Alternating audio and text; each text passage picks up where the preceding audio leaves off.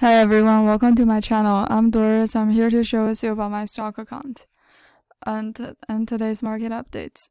Today the US stocks closed up and all three major indexes posted again. The Dow rose 1.7%, Nasdaq rose 1.78%, and S&P 500 rose 1.89%. Treasury yields were lowered as investors bet that the Fed rate hike is over. The COBE Volatility Index (VIX), which measures the level of market panic, fell 7.5% to 15.61 on Thursday. The Treasury yields were lower. The yield on the 10-year Treasury note fell 12.4 basis points to 4.667% on Thursday, after dropping an intraday low to 4.626%. At a two-day policy meeting this week, the U.S. policymakers struggled to determine whether financial conditions are already tight enough to contain inflation, and whether the economy, which continues to outperform expectations, needs more repression measures. In the end, the Fed left its benchmark interest rate unchanged at 5.25% to 5.5% at its latest meeting on Wednesday. After the Fed left interest rates unchanged, the latest poll showed that investors thought the Fed was nearing an end, and the sell-off in Treasury bills looked set to end, while the core force driving the debt gave away from monetary policy to the deficit of the federal government. The survey revealed growing optimism that Treasury bonds are about to end an unprecedented 3-year downturn, with the 10-year yield now up more than 4 percentage points from the pandemic lows. The market continues to monitor the U.S. stocks earnings reports.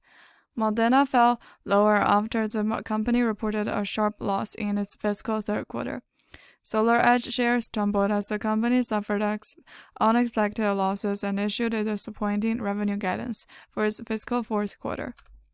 DoorDash performance exceeded market expectations. Etsy warns of a potentially challenging non-essential consumer spending environment. Apple will report earnings after U.S. market close on Thursday. Markets are still assessing the Fed's outlook for monetary policy. The Federal Open Market Committee on Wednesday said it would keep its benchmark interest rate unchanged, at a range of 5.25% to 5.5%, in line with market expectations. At a news conference later, Jerome Powell said that there was no rate cut at all and would remain committed to curb inflation, which opened more possibilities for inflation.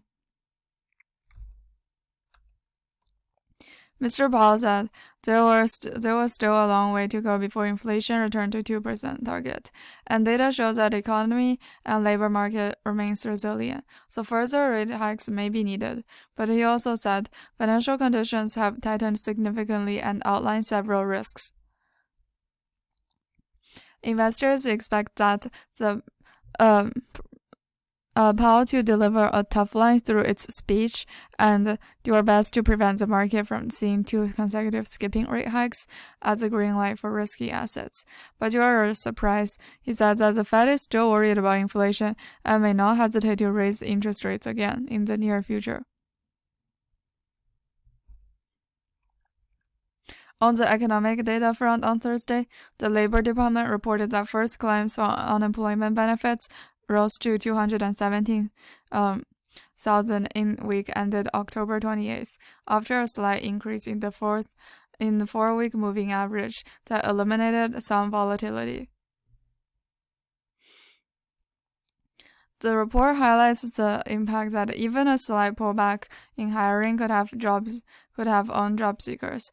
While companies are still adding jobs at a steady pace and unemployment remains low, the pace of hiring is still losing momentum, and some applicants take longer to find jobs.